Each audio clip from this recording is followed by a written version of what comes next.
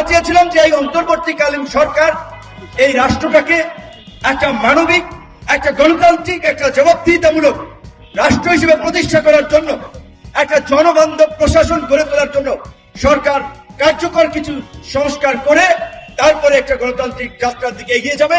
একটা অবাধ, সুষ্ঠু, নিরপেক্ষ নির্বাচন হবে, সেইখানে আম জনতা, রিকশাওয়ালা, কৃষক, শ্রমিক সকল মানুষের প্রতিনিধিত্ব থাকবে। নির্বাচনে কেন্দ্র দখল, কালো টাকা, পেশি শক্তির আধিপত্য থাকবে না। সেটা একটা রাজনীতি আমরা প্রত্যাশা করি। তার জন্য সরকারেরই দায়িত্ব বেশি এই পরিবেশ তৈরি করার জন্য। এখন এই যে সরকারের চলার সবচেয়ে শক্তির জায়গাটা মানি মার্কেট, ক্যাপিটাল মার্কেট, মানি মার্কেটের কিছু পলিসি দিচ্ছে, কিন্তু আমার মনে হয় এখন ব্যাংকের লিকুইডিটি প্রবলেম আছে। এবং শেয়ার বাজার তো এটা তো কুজো হয়ে গেছে, ঝুঁকতে ঝুঁকতে কুজো হয়ে গেছে। একটা বাঁশ দিয়ে দাঁড় করা লাগবে শেয়ার বাজার।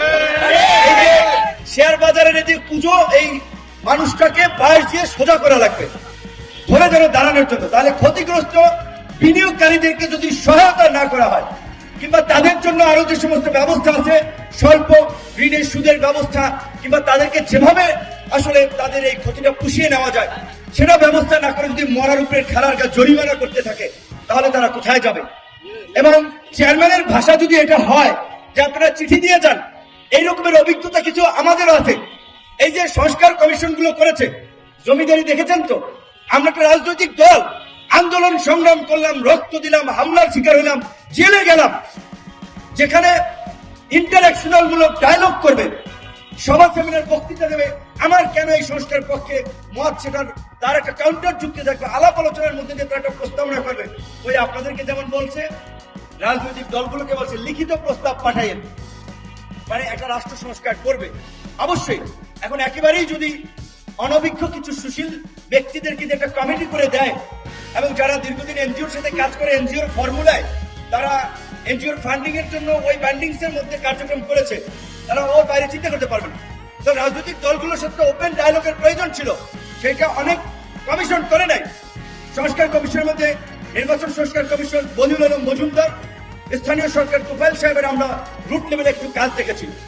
এইরকম ভাবে এখন এই চেয়ারম্যান, যেখানে বিনিয়োগকারীরা তাদের সাথে কিভাবে আস্থা ফেরানো যায়, শেয়ার বাজারকে জাগিয়ে তোলা যায়, সেখানে ওপেন ডায়ালগ না করে, মত বিনিময় না করে চিঠি দিয়ে যান, জমিদার হয়ে গেছেন তারা। এটা আসলে এই জাতির দুর্ভাগ্য যে যারই চেয়ারে বসান, ক্ষমতায় বসান, জমিদার হয়ে যায়। অন্যের কথা শোনার তাদের আর আগ্রহ থাকে না। আমরা পরিষ্কারভাবে বলতে চাই, আগামী 15 দিনের মধ্যে এই ক্ষতিগ্রস্ত বিনিয়োগকারীদের বিষয়ে সরকার, সিকিউরিটি এক্সচেঞ্জ কমিশন কিংবা আরো যে সমস্ত প্রতিষ্ঠান রয়েছে, তারা কি কার্যকর পদক্ষেপ নিয়েছে আমরা সেটার আপডেট দেখতে চাই। অন্যথায় কারো চেয়ার থাকবে না, এইখানে আর দাঁড়াবো না। 15 দিনের মধ্যে আমরা কার্যকর পদক্ষেপ দেখতে চাই।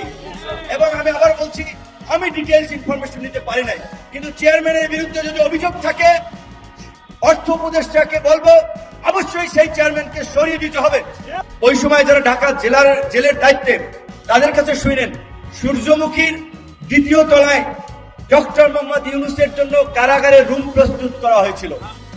কারণ শেখ হাসিনা যে কিছুটা সিনেমা, যারা হরর মুভি দেখেন বা বিভিন্ন সিনেমাগুলো দেখেন, তারা জানেন, যারা স্বাভাবিকভাবেই ছোটবেলায় কিংবা তার বেড়ে ওঠাতে সে যখন এইভাবে তার পরিবারের উপরে নির্মমতা, স্বজন হারানো দেখে, এগুলো দেখে অনেক ক্ষেত্রে মানুষ সাইকো হয়ে যায়।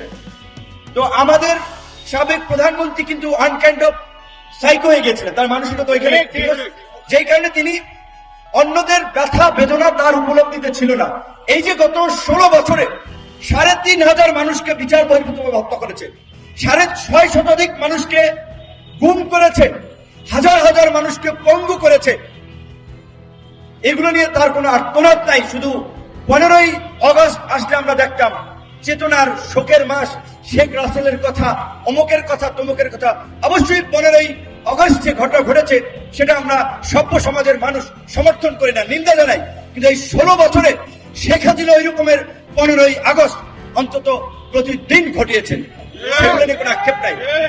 তো সেখানে তার কিন্তু খায়েশ ছিল ডক্টর মোহাম্মদ ইউনূসকে জেলে নেওয়া, খালেদা জিয়াকে জেলে নেওয়া।